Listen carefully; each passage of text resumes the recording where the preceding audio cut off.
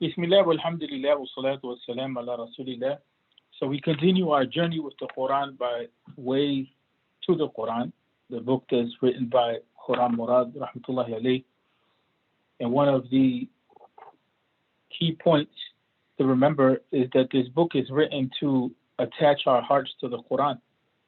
It's not meant to be a detailed academic treatise, but is meant to be more of a spiritual guide that will allow us to connect with the Quran in the time period in which we find ourselves disconnected. So we're in the section which talks about the participation of the inner self. And the focus here really is to orient our hearts to have an attachment with the Quran. And part of that orientation is to have an understanding of ourselves as human beings and how it is that the Quran describes the heart. One of the things that he mentions is that the heart is considered to be the inner self, the inner self. And the word qalb in the Arabic languages was used in the Quran, and there's some meanings that are attached to that word, that the qalb is something which constantly is in flux or in change.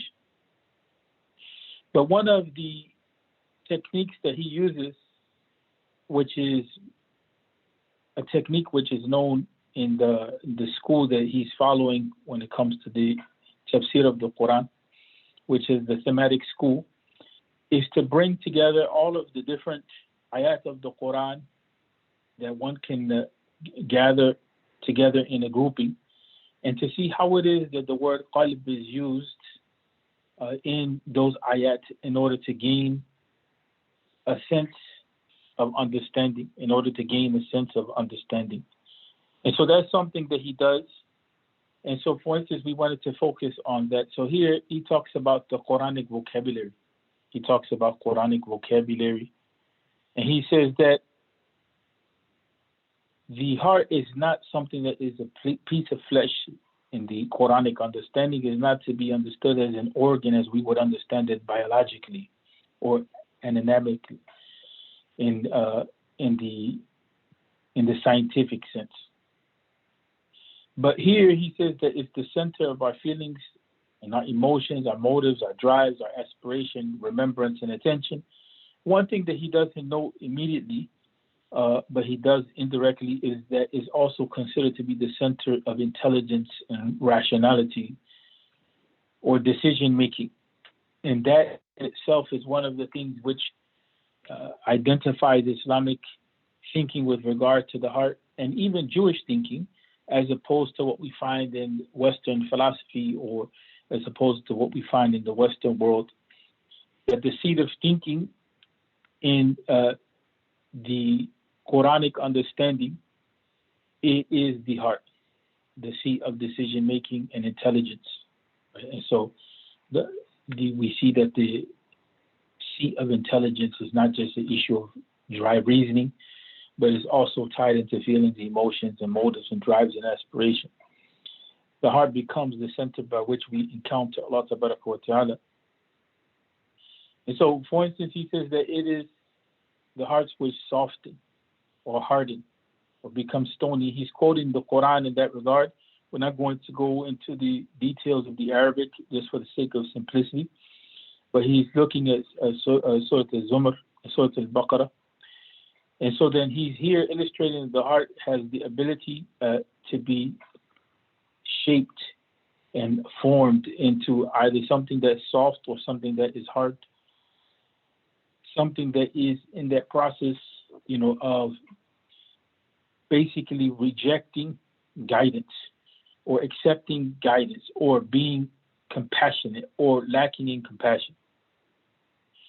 And so that is followed up with another ayat of the Quran, in the meaning, it is they which go blind and refuse to recognize the truth, right? And that's in Surah Al-Hajj.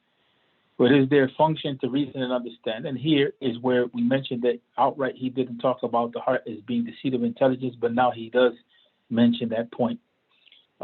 He's quoting the Quran in that regard.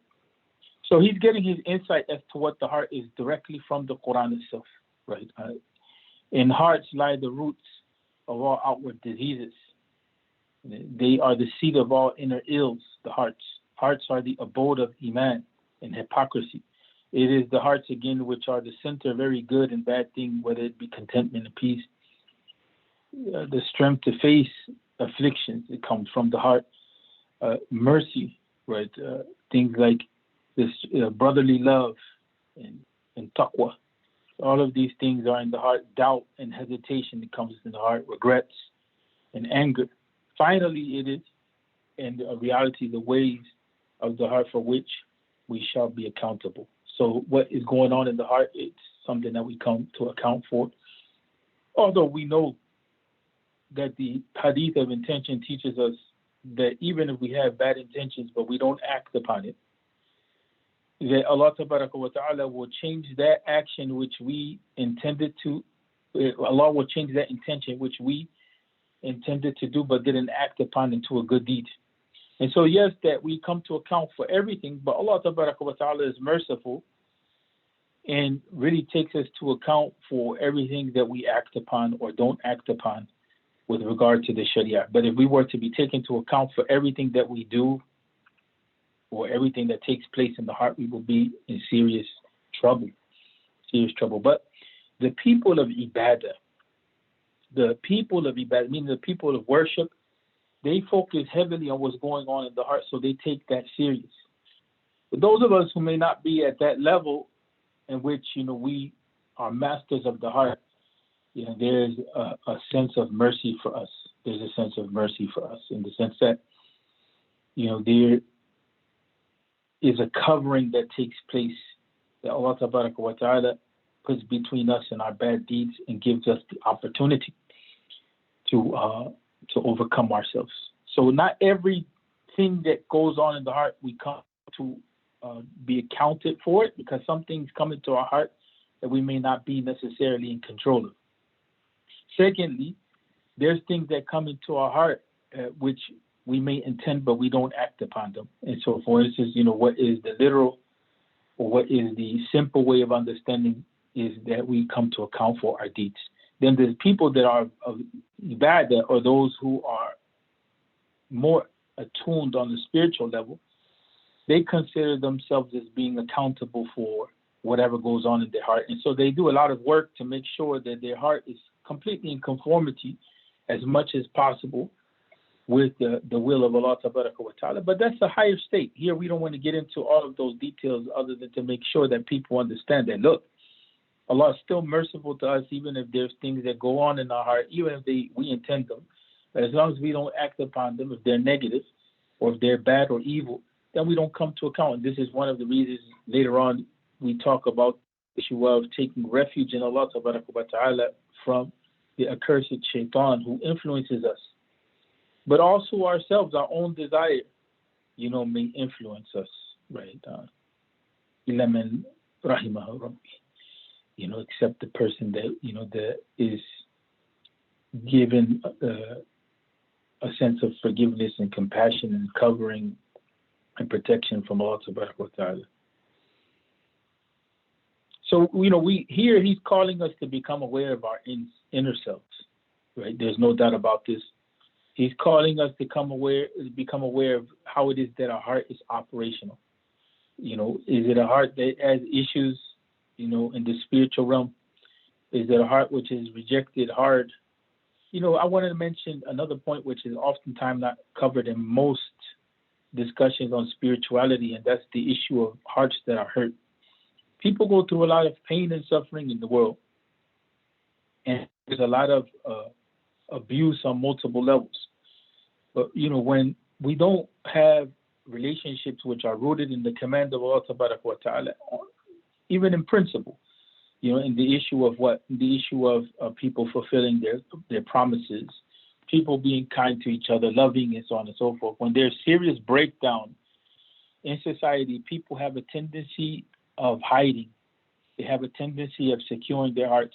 And sometimes what this does is it doesn't allow them to trust very much. And then people also, it's not uncommon across religions, even in the Muslim community, to find people that they have issues with Allah wa ta'ala, maybe for taking away a loved one, or maybe for going through a lot of hardship. People reach that point.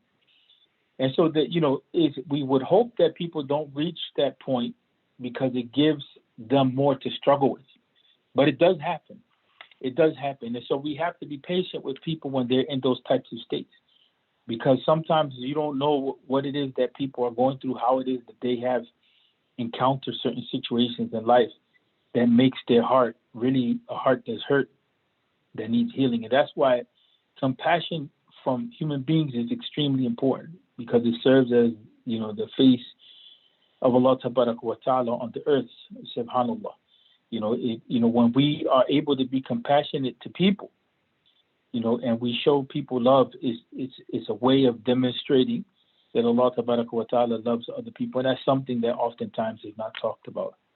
But one of the issues that he begins with is talking about the Quranic criteria, the inner participation of ourselves in studying and reading the Quran. Here he's mostly talking about the recital or recitation of the Quran. See, he says he lays down a principle. He says that we should say to ourselves, to put ourselves in that zone, my Quran reading will not truly be tilawah, because he's focusing on the concept of tilawah and what it really is, unless my inner self participates in it as Allah desires it to participate.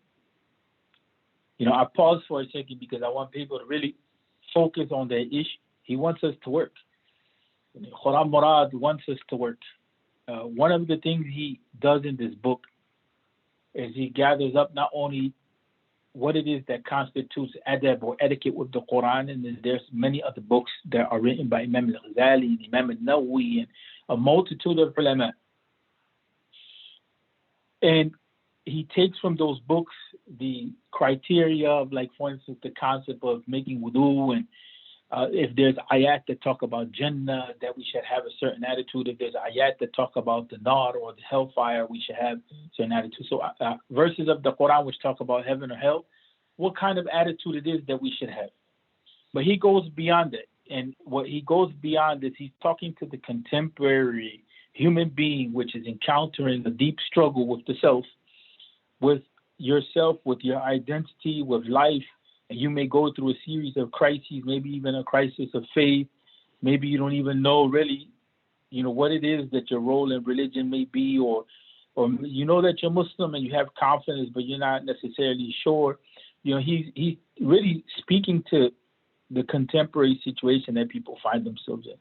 And so he wants us to do some work. And it's not just the issue of reading the Quran and then all of the sudden you say Bismillah and A'udhu billahi minash shaitanir rajim, and then everything is fine and dandy.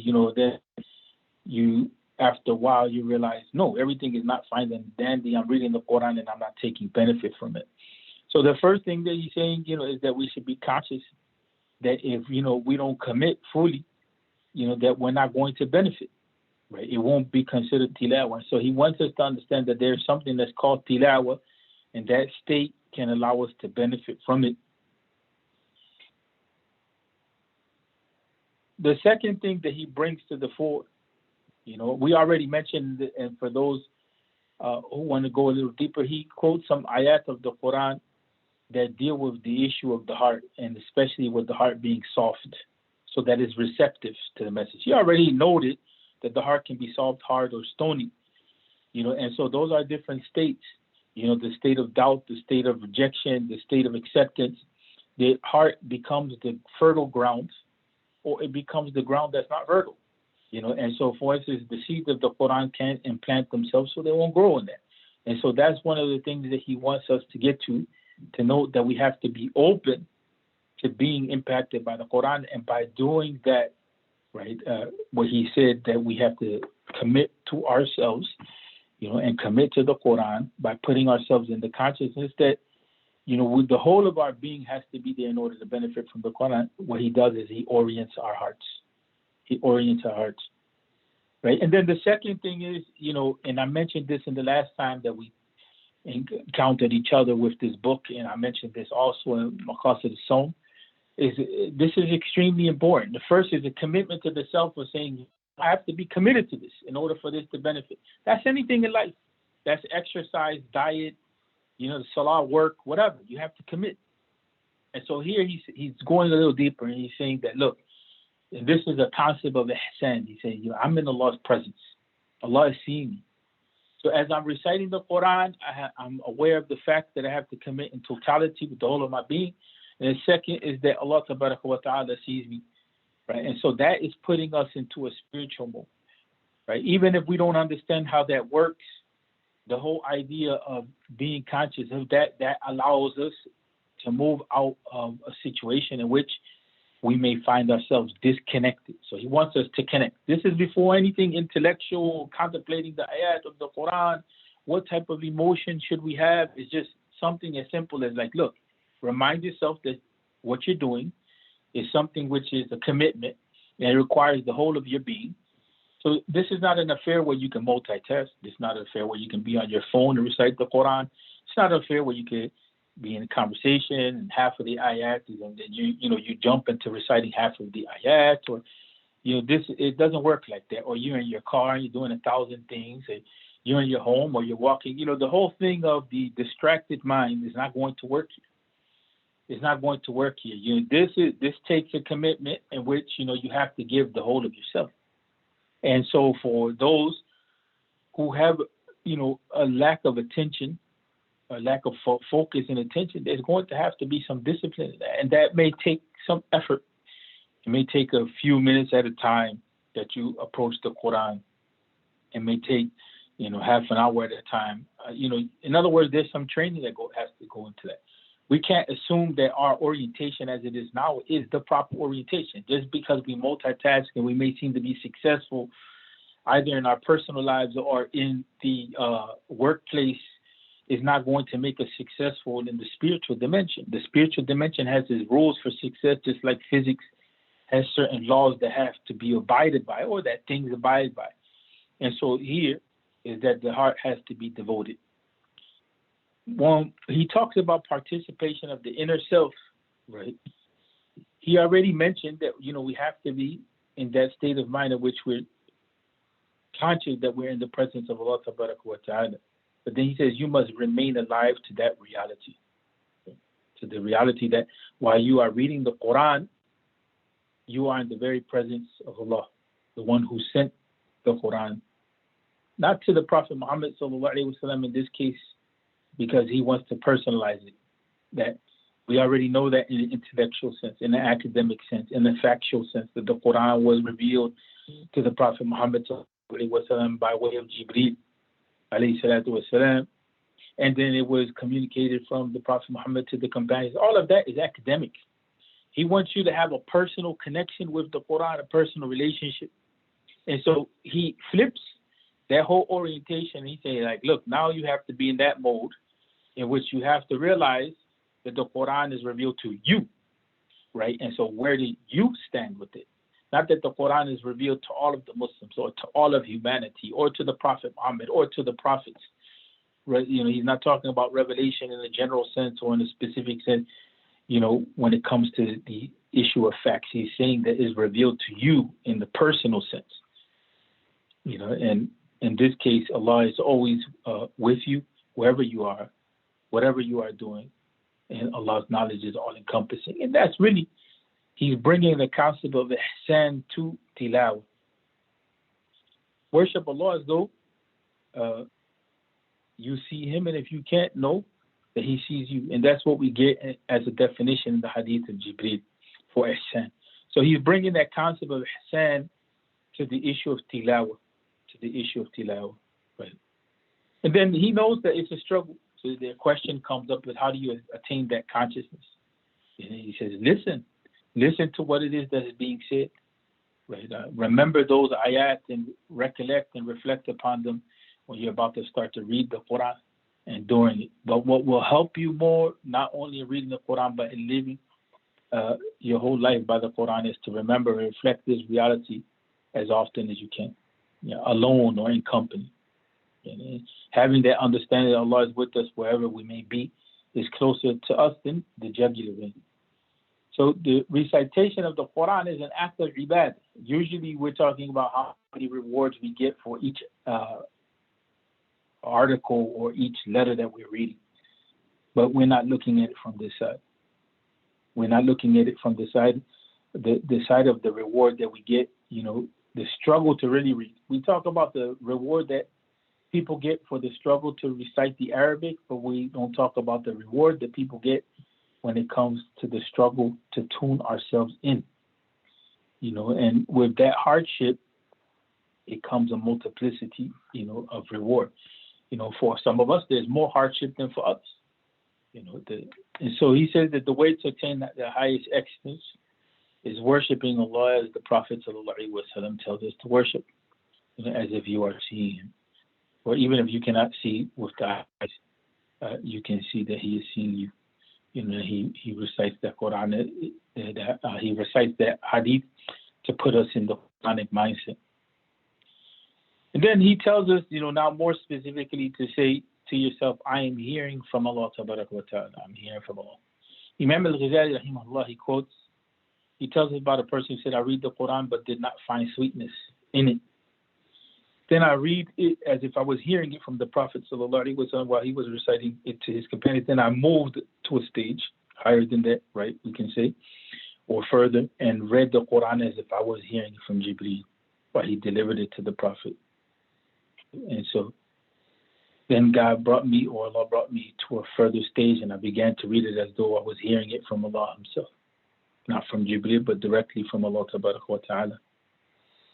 And so Imam al-Ghazali rahmatullahi alayhi is kind of showing us that people go through those struggles, right? That, you may not find sweetness in it.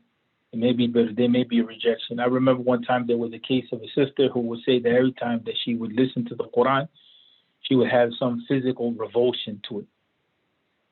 There would be some issue that she would have. And that happens to some people, depending on what's going on in their lives spiritually or even mentally and so on and so forth, that they find the Quran is something that is dry, something that's burdensome, something that's an issue, because the relationship is not there. It's like trying to commit to a stranger or trying to have a friendship, with someone that you don't know. After, what's the attraction, so to speak? What is it? Why is you and that person, what's the communication point? There's no reason to be in a state of communication. If you're friends with someone, you don't even, how can you be friends with someone you don't even know them? You don't spend time with them. There's no interaction, no investment. So it's the same thing. And then, he attunes ourselves in the same concept that Allah addresses me directly through his messenger when I read the Quran. All of this is to put ourselves in that state of mind that the Quran has a personal significance for ourselves. Right? Say every word that's mentioned in the Quran, is meant for me. Is meant for me. This here, one of the mashaykh, and I usually use this example quite often, one of the mashaykh, he taught from Al-Azhar, Qazbi Zalat, Hafidhullah. He taught that, a lot of times we read the Quran and we project out. So if we read something about Bani Israel, we project it out, or the people of the book, we project it out, or hypocrisy, we project it out. And we never take the chastisement of the Quran as a personal chastisement, or we don't take the guidance sometimes that's given to people that are lost as guidance for ourselves, because we may not consider ourselves lost. We may find ourselves only to be considered amongst the believers and the ones that are guaranteed Jannah. And that's not a full and complete, address. That's why, this concept is very important. Every word in the Quran is meant for me, regardless of who is being addressed. Fir'aun, Musa, Khidr, whoever is being addressed. The situation that Yusuf, alayhi salatu wasalam, the Prophet Yusuf encounters. Ibrahim, alayhi salatu wasalam. Whatever situation it may be, we should take it as an address to ourselves. And this is a little complicated because it really, in order to understand properly, there is going to demand some study. But we're not at that level yet. We're not at the level of the issue of comprehending the meaning and so on and so forth. We're just at the level of making that commitment to that understanding that every word of the Quran is meant for me, right? And again, he follows that up with, say to yourself, I'm conversing with Allah when I am reading the Quran. He's trying to, in education, this is very effective. This is called addressing the matter by different entry points. And the Quran does that as well. The Quran really has one simple message, which is talking to us about Allah and the purpose of life and so on and so forth. And we come to an account. In other words, there's a hereafter, right? And that coming to account comes by way of prophet. So it's Tawheed, is Nubuwwah, and is Ma'ad, or coming to account. And it's talking, the core idea is Tawheed, the oneness of Allah wa ta'ala, and everything that's implied in that. A discussion on the prophets and a discussion on the coming to account the hereafter. Those three core concepts are the summary of the Quran. But the Quran addresses that in different ways. It addresses it from so many different angles. And so he's addressing this point of personalization of our reading the Quran from different angles. It's a Quranic methodology. And in education, they call that addressing, the student by different entry points. You use different entry points, different examples, different scenarios, different situations, different, even modes to get the point across. And so all of this ultimately is so that what is impressed on our hearts is that the Quran is revelation, and the Quran is meant to be a source of guidance for us. So now he's going a little deeper, because now he's talking about the issue of a state of the heart, trusting and expecting from Allah wa ta'ala. Now that's the issue, of states of the heart. It's not just the issue of framing, what our attitude should be. It's not just the issue of a concept of belief or a point of belief. Everything that came before is a point of belief, that the Quran is revelation, the Quran is guidance, that guidance is meant for me. Those are all intellectual points. But here, this issue of trusting, right, and expecting from Allah, this is something now which is a little more, on the side of the heart in the more profound sense. It's not just an idea. It's a sense of you have to work that heart. If you're trusting, then there's the issue of confidence, and then there's the issue, of reliance. There's the issue of expecting. So he says, say to yourself, Allah will surely give me all the reward He has promised me through His messenger for reading the Quran and following it. Right? And trusting in that. There you go. And the hadith, which I selected at least for here from among the other hadiths, is the best among you is the one who learns and teaches. It's talking about the Quran. And so learning the Quran and teaching it by way of modeling it, by way of academically teaching it, communicating it, preserving it, right? That person has status. And so that's the hadith or the sunnah in this case is already giving us an understanding as to how it is that we should understand the education in the Quran, that it has a noble status. It's not just the issue of teaching the hifd of the Quran in this case, the recitation of the Quran according to rules, but here is really talking about the connectedness. Another one is that the Quran, is an intercessor for us. No intercessor will be superior in the rank to the Quran. That the Quran will defend us on the day of Yawm al-Qiyamah, depending upon our relationship to it. And then, finally, is what we hear on a regular basis. For every letter that you read, you will get a tenfold reward. Right? That's usually the common understanding of how to read the Quran. And people talk about in the Islamic movement, there's not spirituality. And they talk about the need to bring spirituality in. And the reality is that in the Islamic movement, there is deep spirituality, but it was always meant to address the gap that people have. It was never, meant to address people who are on their own spiritual journey and they already ranked up. It's really meant to address people who are struggling or people who, have to maintain, helping revive them and helping to deal with people that are encountering a lot of different ideas which may be an obstacle, right? And so this orientation that he's bringing to the fore already is anti-materialism, because what it's doing is that it is telling us that we have to set aside time, and that time that we have to set out should be only for Allah wa ta'ala. So materialism tells us that, in this case, what is of benefit is what you can see, what you can feel, Materialism is a philosophy, which is or a way of thinking, a way of believing, which is basically about choosing that lifestyle in which the benefit is found in what you can have in your hand and what you can see. So this is more about the unseen. Here you're talking about taking your time and stopping, making money, studying, or having fun, and devoting it to Allah. In Allah Tabaraka wa Ta'ala, we encounter Allah in the unseen. Indirectly, we encounter Allah through the creation. The creation points to Allah. But the heart has to connect in the unseen. That's part of Iman. So here he talks about acts of heart and body. And the actions of the heart and the actions of the body are tied into belief. We believe in Allah, right? And we are convinced of that belief in the heart, and we act upon that belief with the tongue and the body. And so here, this is really a manifestation of Iman.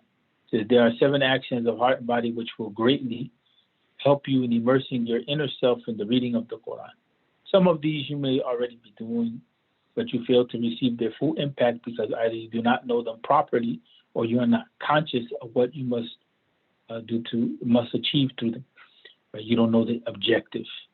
Right? Some you are not doing, and these are important. And you must learn them. That's why I said, this is a book which is about connecting us. So he also mentioned that this is not a book that you read once and you put it down. It's a book which you have to orient yourself with. And it's very small, actually. For being very small, it is very beneficial. The first thing is that, you let your heart become alive and respond to whatever the Quran says.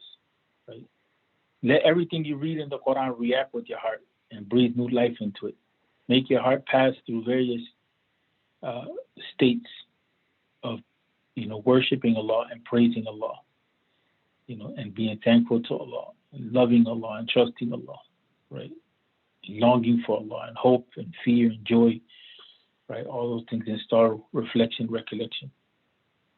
And so, in that sense, it's like a story when you read a movie. When you see a movie, your heart is reading that movie and going through all of those emotions that are in that movie, depending upon your sensitivity level and where you're at and how you connect. Sometimes you may feel anger, sometimes you may feel loneliness, you may feel fear, you may feel a number of different things, but that's because you connected with the story. Your heart connected with the story, and it has a big impact on your emotional reality. And here, he wants us to connect with the Quran in that similar way. And at first, it may seem boring. It takes a certain level of discipline. Right? It takes a certain level of discipline. But he gives an example. So when you hear the name of Allah and the attributes of Allah, your heart should be filled with awe, gratitude, love, and other appropriate feelings. When you read of God's messengers, your heart should have an urge to follow them. And you should be averse, you should not like, basically those who oppose them. When you read the Day of Judgment, your heart should long for Jannah. And you should fear the thought of being thrown in hellfire. So he's helping us to understand how it is that we should approach the Quran. How it is that we should, respond with our heart to these ayat that talk about the names and attributes of Allah, or heaven, or the hellfire, or the messengers, or, the reward of the believers, or the punishment of those who disobey, that type of thing. And so,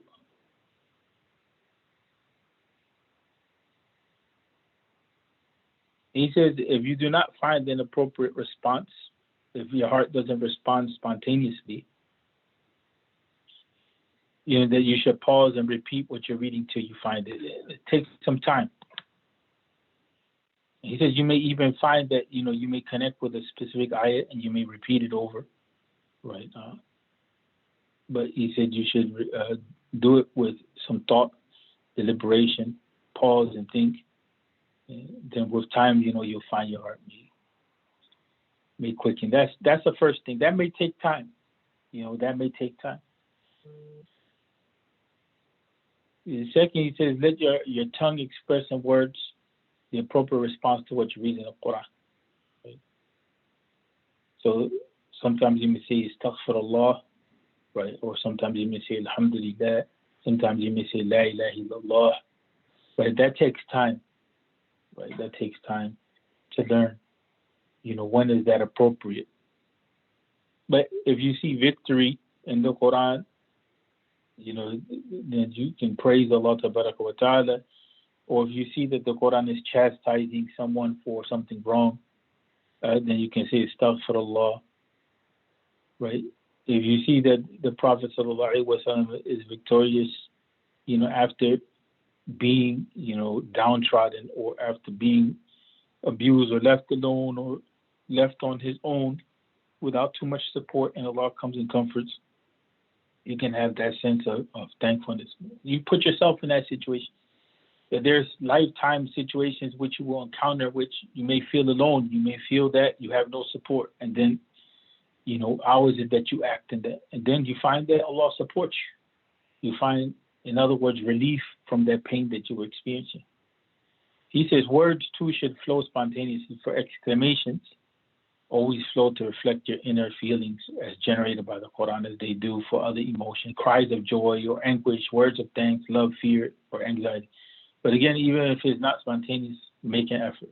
He's saying that really, to get to that point where it comes naturally, spontaneous means it comes naturally and kind of fast because you're already in tune. He said, even if it doesn't come like that, just make an effort. It's with time that it comes, right? It's with time that it comes. Right? And he gives an example from Hudayfa, the Sahabi, radiallahu anhu. He says, one night I performed my prayer behind Allah's Messenger, sallallahu alaihi wasallam. He began the reading of the Quran with Surah Al-Baqarah. On every verse, every ayat mentioning Allah's mercy, he asked for mercy. On a ayat mentioning his punishment, he sought refuge with Allah to be protected from it, right? On reading a verse mentioning Allah's uniqueness and glory, perfection of Allah, he glorified him, saying, Subhanallah. So this hadith is teaching us that this concept that he's bringing, that Khuram Murad is bringing, it's not something that he invented. It's actually the prophetic encounter with the Quran. And I mentioned this before, that he talked about is everybody's right to experience the Quran as the early generation experienced the Quran. And they experienced the Quran as it was addressing them. And they had a connectedness with the Quran. Sometimes we become intimidated because we know that the Quran is in the Arabic language and we may be reading a translation of the Quran.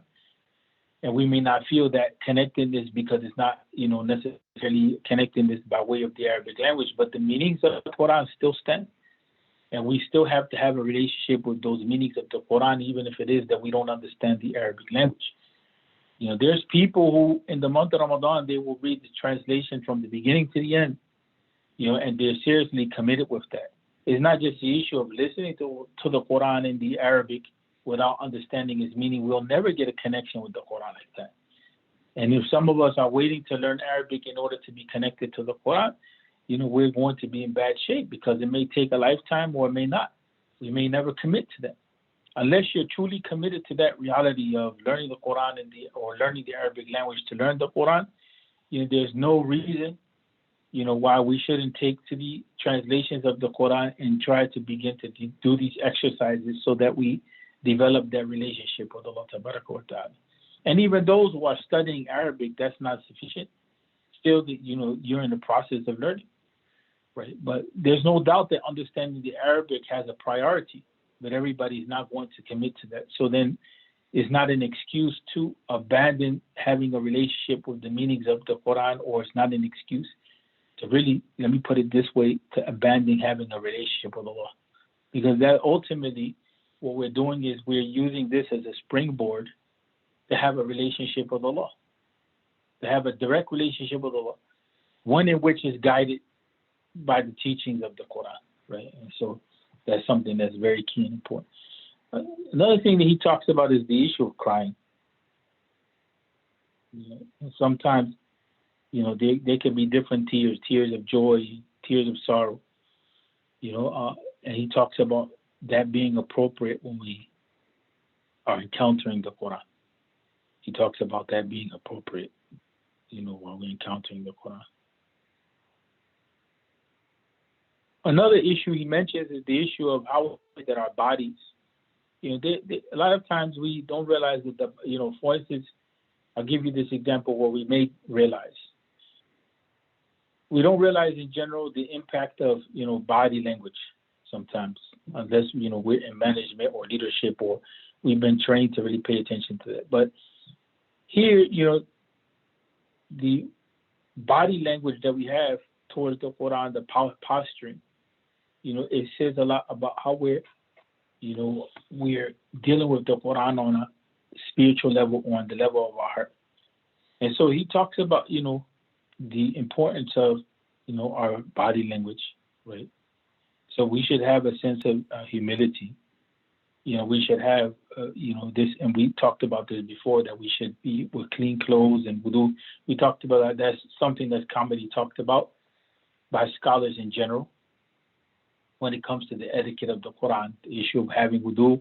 But along with having wudu is the issue of how we dress and where we sit in our posture, like sitting upright, or sitting in a comfortable position, In other words, breaking from our routine so that our posture and our time with the Quran is showing that we're actually taking time out. That doesn't mean that in other situations, like maybe we may be laying out in the bed and getting ready to go to sleep and we may want to read an ayah of the Quran or whatever. That's fine. But here he's talking about actually giving time to the Quran and how it is that, we should present ourselves before the Quran. So the body, language or the posturing, it should be something that is that we're conscious of, something that we're, intentionally controlling. Some ayat of the Quran, ayat al-sujood, or the ayat which are marked for making sujood, will require us to make sujood, right? And so there's a posture of the body in that regard that, we go into sujood or prostration. So he comes finally to the fifth side, which is the fifth point, which is the issue of the tarteel. So he crossed over from some basic etiquette that we should have in terms of how we should think about the Quran and in our relationship to it, and then how we should, what should be going on in our hearts with regard to the Quran, what should be going on with regard to how our body posture is. So now he's to the point of the tarteel. And he says that in Arabic it means reading without haste, without rush. And your distinct is a recitation which is distinct, it can be understood, is calm, is measured, is thoughtful, right? And the tongue and the heart, everything is in complete harmony, right? It's not just the issue of just reciting really fast and moving really fast without a lot of reflection, without that sense of being in the presence of Allah Tabaraka wa Ta'ala, without that sense that the Quran is addressing me. So he's talking about tarteel, as including, how it is that we approach the Quran in our spiritual state. So this is the desired way of reading the Quran which Allah instructed subhanahu wa ta'ala his messenger alayhi salatu wasalam in the very beginning to follow when he was told to spend major parts of his night standing in prayer and reading the Quran. That's in Surah Al-Muzammil, the fourth ayah. The reason for sending down the Quran slowly and gradually, says Allah, was that we may strengthen your heart thereby. And that's why I said that this book has this unique feature in that regard. Because that's what he's focusing on. He's addressing the heart and the Quran. He's not just addressing the issue of what kind of adab or etiquette we should have. He's not just addressing the issue that if we hear certain ayat of the Quran, how we should respond to them. He's really addressing what is the condition of our heart, and what is the state of our thinking with regard to the Quran. He says, tarteel implies not only calmness, distinctness, pause, and reflection and harmony of the heart and body, but will also lead to the compulsive repetition of some words or some ayat of the Quran. For once the heart becomes absorbed with a particular ayat, every time you read it, you derive a new taste and pleasure from it. And reading again and again, as we have said, brings a state of heart in harmony with what you are reading. Right? And so that, what came before as far as how we should think about the Quran, how we should, prepare ourselves with cleanliness, and, that we should think that the Quran is the word of Allah Tabaraka wa Ta'ala. We're in the presence of Allah. All of that was said to get to this point of, all of that is the prerequisite to the issue of actually reading the Quran. Actually reading the Quran. And again, we said if you don't understand the Arabic, it's okay. You can still focus on the meanings, and you can read the Arabic for reward, knowing that it is from Allah, and waiting and expecting that from Allah and asking Allah for guidance. And reading the translation, there's no harm in that, with the intention that you're trying to understand so that you can move your heart and eventually speak to Allah in that process. And he mentioned this point already, but he devotes a specific section to it, and that's the issue of purification. And he talks about the issue of purification, that you should, have wudu, when you read the Quran. He mentioned that this is the idea is supported by the Sunnah and consensus. The issue of consensus is questionable. Consensus means that there's no disagreement by any scholar at all. Sometimes there's exceptions to the rule that you can read without wudu. Like, for instance, if you're a teacher or a student and the occasion comes where, you're in that process of studying and teaching and you break your wudu, that you can continue. But what's beneficial, you can continue reading without the wudu. But what's beneficial and preferred is to read the Quran with wudu. And the same thing comes in the case of women who may be on their menstrual cycle. In today's time, reading the Quran or reading a digitalized picture of the Quran, you don't need to have wudu. You can read it without touching it in that regard. But if you were to touch the Mus'haf, the most preferred thing is to have wudu. Some of the scholars, like Ibn Hazm, he doesn't see an issue with a woman who's on her menses reciting the Quran directly from the Mus'haf. Majority of the ulama say no. They say that you have to have ghusl, or you have to have a ritual bath, right, which is required of adults. And there's reasons for that ritual bath. There's reasons for the ghusl. And there's details to that. One of the things which obligates the ghusl, it is the issue of a woman being in a certain state. But again, there's no ijma' on that. It's just that the majority of the ulama go with that, and some scholars are extremely strict on that point. But is there some leniency? There is some leniency in that regard. The reality is that the woman is not contaminated. And the woman in this case is not like the man that needs to make a ghusl. Because the man can make a ghusl at any time and remove that state that requires the ghusl. But a woman can't. And it's not her fault that she is on the menses during that time. So some of the ulama, they went into a detailed discussion about that. Like, not necessarily, if you're going to read like that, not necessarily touching the Mus'haf. But all of that is resolved with the issue that nowadays, you can use the iPad, you can use the computer, you're not really touching anything. That's really resolved. That removes us completely out of the argument that scholarship has with, can you touch the Quran in a state which lacks purity, and Muslim la yanjus, and so that's what we say to that regard, that the believer doesn't become impure in the case of the woman in that sense, in the case of the woman in that sense. But what is the preferred practice is to be in a state of purity. To be in a state of purity, ritual purity. Then he says, you have already seen how important purity of intention and purpose is. Equally important is the purity of the heart and the body from sins which may incur the anger of Allah.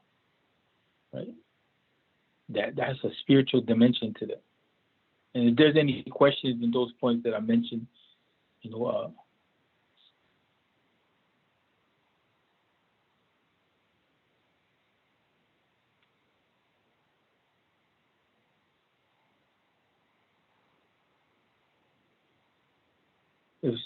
there's a question that was mentioned, if someone struggles with stress and anxiety, do you have any advice as to how they can collect themselves to focus during recitation of the Quran?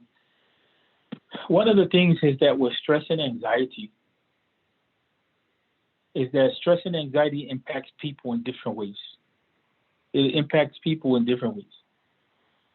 One of the things that, is advised with stress and anxiety is one of the things that's advised was in the case of stress and anxiety. Part of it is like a medical advice, and part of it is spiritual advice. To stay away from stimulants as much as possible. I know that sometimes, like in the case of depression, measured amounts of coffee are beneficial. Measured amounts, not a lot. But in the case of stress and anxiety, sometimes stimulants can provoke and make you more and more jittery, lack of sleep. So you have to take care of yourself, first of all. The second thing is that a lot of times when people experience stress and anxiety, there's cases in which they need time to themselves, they need time away. And so putting yourself in a good environment, in a beautiful environment, if you can, is nice, or being in a place where there's some silence. There's some people, it's not an issue of being to themselves, it's an issue of loneliness, that they feel stress and anxiety, right? And so the issue becomes that, there's a section here reciting the Quran collectively, or the study of it collectively, but you have to know yourself. So taking care of yourself and knowing what it is that provokes that stress and anxiety is important. But my suggestion is that, to make some dhikr, even if you give yourself some time to make dhikr, to make dua, and then to ask Allah to help you in that process, and to come and to approach the Quran and approach it in parts, parcel it out. Don't necessarily, try to go at it all at one time, especially if you can't focus too much. So that's my advice. And you ask Allah Tabaraka wa Ta'ala, to take that away from you, or at least strengthen you, which grieves your heart or causes you that uneasiness, and with that intention of recitation of the Quran. In Fortress of the Muslim, there's a dua that's made in that regard, with regard to anxiety. In the book Fortress of the Muslim, there's a dua which is made in that regard. And here he talks about the concept of dua. That's the section that we're at right now. To ask Allah for help, mercy, guidance, and protection while you're reading the Quran. Especially if you're experiencing stress and anxiety. And my also suggestion would be to pick those parts of the Quran which are uplifting. Focus on that which is inspiring with regard to reward. Focus on that which is talking about Jannah, not necessarily punishment. Focus on how it is that, for instance, Yusuf alayhi salatu wasalam, after all of that hardship and that story, usually Surah Yusuf is recommended by the ulama to study and to read and to listen to in the case of anxiety and stress and all of that. But to see how it is that Allah Tabaraka wa Ta'ala was there with Yusuf alayhi salatu wasalam in every moment of crisis, because he was hit with a major series of crises. And so you see how it is that the beautiful thing about the story of Yusuf alayhi salatu wasalam is that it's a story which shows us the life of a person and how Allah is working in that person's life in different stages. And although that person is encountering hardship at different points, you find that Allah is involved and aiding and facilitating for that person. Right? There's a dhikr that's made, is ufawwadu amri ilallah, that I resign my affair to Allah. And that's an important dhikr to make, especially when there's times of hardship, or just even mentioning the names and attributes of Allah, right? Mentioning the names and attributes of Allah, those that are soft and that are loving, that are forgiving, those types of attributes. Basically, encountering those attributes and then going to the Quran. But it's a process. You have to try different things. One thing is to make sure that the physical side is taken care of. That's something that we learn from Imam al-Balkhi. Imam al-Balkhi teaches us that managing ourselves in our situations that we go through as human beings. I don't even want to say mental health issues. That's popular to say that, but every human being has something that they go through or they deal with. That part of it is physical, part of it is spiritual and intellectual. And there are some things, that we have to realize that built into life is trial and tribulation. Built into life is trial and tribulation. It's part of life. So it's something that's not going to change. There's no constant state on the earth of happiness and perfection. And so that's something that, we should be happy about in the regard that it's not just me. There's other people that go through issues as well. So being clear on the nature of life and how it works. And then knowing that some situations are fully out of our control. Those situations may cause us anxiety and worry. And I'm not saying divorce yourself from life, but sometimes you have to give yourself a little bit of a break from the trials and tribulations. That forget about the rest of the world that you yourself may go through. And that's why I was saying that some people like to retreat away from people. And for other people, that's not the issue. Some people, they need to be around people. That's a little more difficult. That's a little more difficult because if that person doesn't have companionship and so on and so forth, and they're going through stress and trials and tribulations. That may be the case. And some people may have stress and trials and tribulations due to things going on in their family or job stress or marital stress or a number of different issues, right? And that's why I said you have to know yourself and you have to know what's causing you stress and anxiety, and you have to be able to, give yourself a bit of a chance to take a break. And part of that should be physical as well as spiritual. And the physical part is taking care of yourself, exercising, eating right, sleeping right. Those are elements that are necessary to be in place in order to be able to experience. If you only slept 2 hours every day for 7 weeks, for 7 days in a week, of course you're going to be extremely stressed. Even if you come to the Quran and even if you're approaching the Quran, your physical state is not going to allow you to be able to accept in the right state of mind. So you have to take care of yourself. Then you can be in a good state of mind, and physical condition, but not spiritual. So you have to give yourself the opportunity. Then one of the things he says, you have already seen how important purity of intention and purpose is. Equally important is the purity of the heart and the limbs from sins. So sometimes anxiety, not all the time, but sometimes anxiety and stress come from the fact that we know that, we're not cool with Allah. That's not the case for everybody, of course.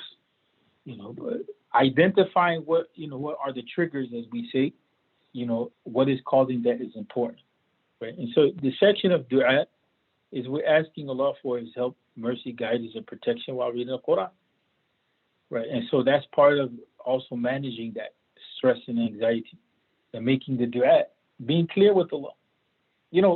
This is not popular to say, but it's important to say because in this time period, I've heard this come from a number of different people, Muslim and non-Muslim. Some people have gone through tons of issues. So sometimes they feel that Allah has something against them. And sometimes you just have to put it on the table in a respectful way. Like, look, Allah, I feel as though my life is full of X, Y, and Z. And I feel as though you have these issues with me, and I'm saying this in a respectful way, but that's where I'm at. That's not popular to say, but it's better to be honest with Allah in a respectful way than to hold that in your heart and then to just lock that in there and then find yourself in a situation in which your iman becomes more and more weak, and then you find yourself just letting go of the deen. And this doesn't apply to everyone, of course, but there's people who feel that.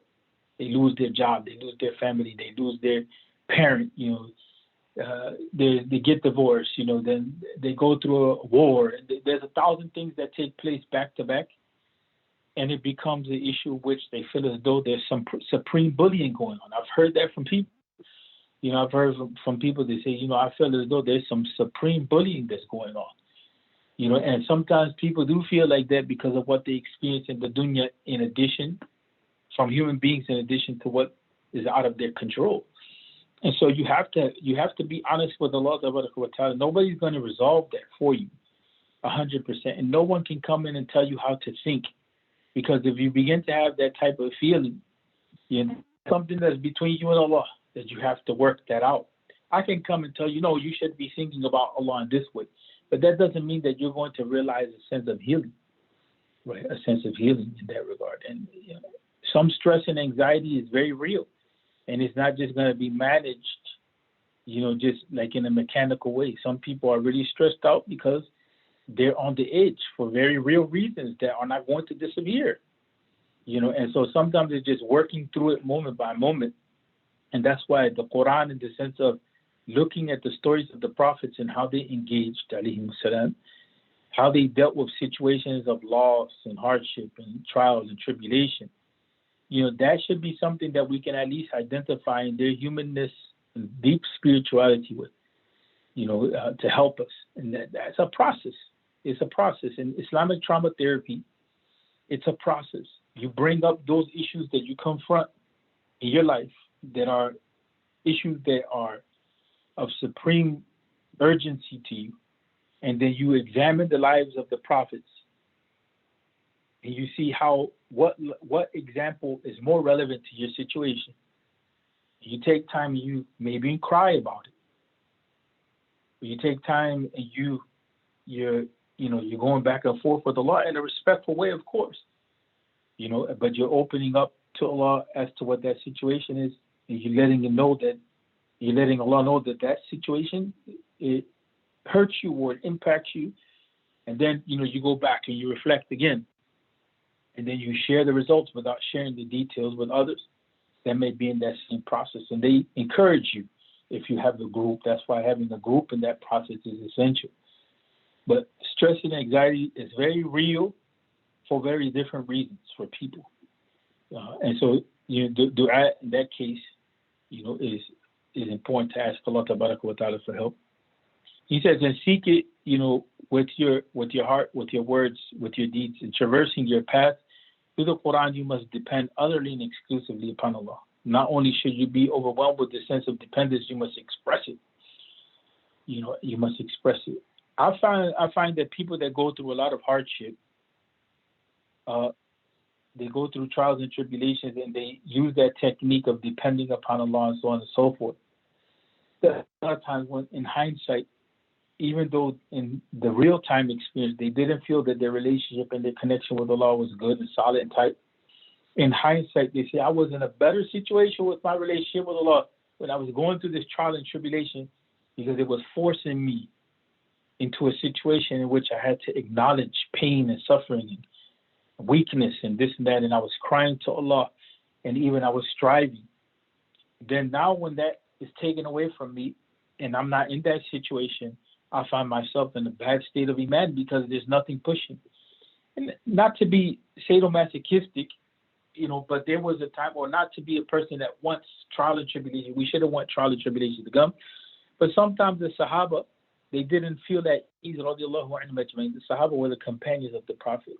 If they weren't going through some hardship, because they felt that hardship and trial and tribulation was a sign of Allah loving them. I wouldn't say that, we should imitate that, because a lot of people already have trials and tribulations in their own lives, and we're not asking for them to get more or to, be in a situation where they have to defend their Iman or prove their Iman to anybody. But the benefit in that is to just know that, there is some value to suffering. None of us wants to suffer. None of us wants to go through these hardships, whether they're emotional, psychological, material, spiritual, whatever it may be, but they happen. And one of the things that, we learn is, in the case of going through all of this, taking refuge in Allah, especially taking refuge in Allah from shaitan. Shaitan plays with us and plays with our heart at times, right? And so one of the things you find that is mentioned in the Quran, our Lord, let not our hearts swerve from the truth after you have guided us, after you have guided us, and bestow upon us your mercy. But you're the only one that can bestow that, right? Indeed.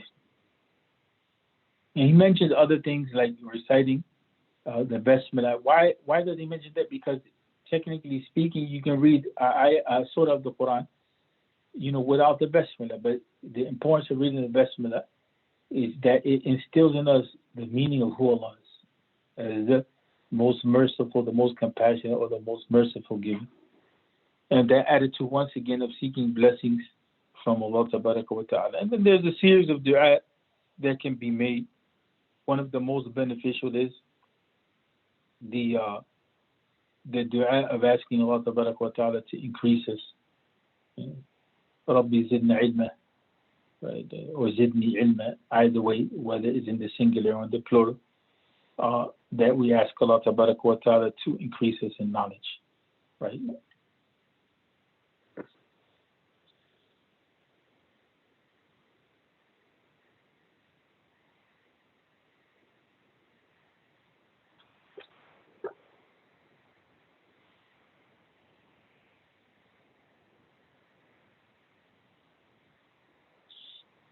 I wanted to talk about this point before closing, which is the issue of reading with comprehension. Right. Last, but not in any way least, by comprehending what you read of the Quran, you will need to involve your inner person. Right. And this is the most effective way to achieve that. And so, part of learning how to comprehend the Quran is through its proper study. Right. Through its proper study. And part of that proper study, involves that we also have a routine of how much of the Quran we're studying. We give the Quran, time in the schedule. And there's, like he said, there's no fixed amount. And then we focus on understanding the meanings of that. With all that spiritual preparation that we talked about, that's something that's important. That's something that's important. And then he talks about other things like reading the Quran correctly, which is now it goes into the issue of, learning how to read the Arabic and so on and so forth. Prior to that, what we were doing is we were applying these lessons to even reading translations of the Quran, and kind of developing ourselves in that way. But a goal for every person, especially, if you're part of Dawah and so on and so forth, is to devote yourself to trying to read the Quran properly. It doesn't have to be perfect the way that the top scholars of recitation are reading. But you should have some understanding of the rules of reciting the Quran and so on and so forth. But you see, a lot of times we get focused on that and then we miss out on the other side. Or sometimes we focus on the spiritual side and we don't focus on the technical side. And the technical side is to learn how to read with tajweed and all of that. And some people you have to realize, some of the big mashaykh, they never had real solid voices in the Quran. But they were good at tafsir, they were good at other issues, and some were able to balance between all of those things. So I mentioned that to say that, look, even scholars may not necessarily read the Quran in the most beautiful ways.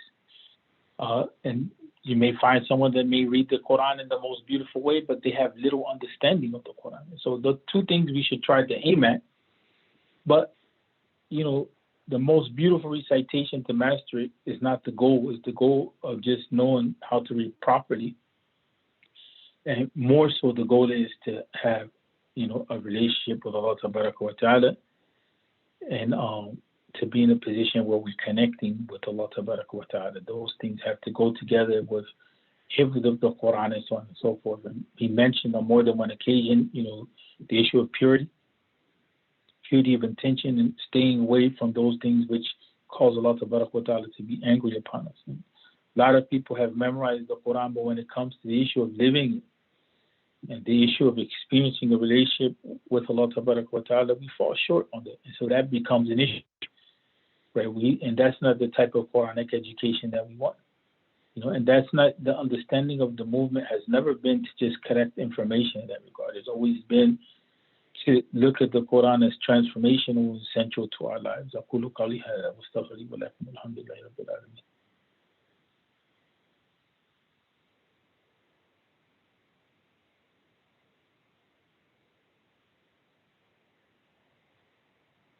So if there's no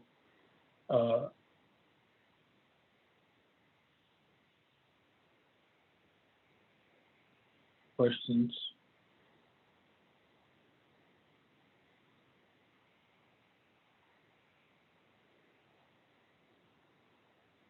we can stop here. I was just looking to see if there was any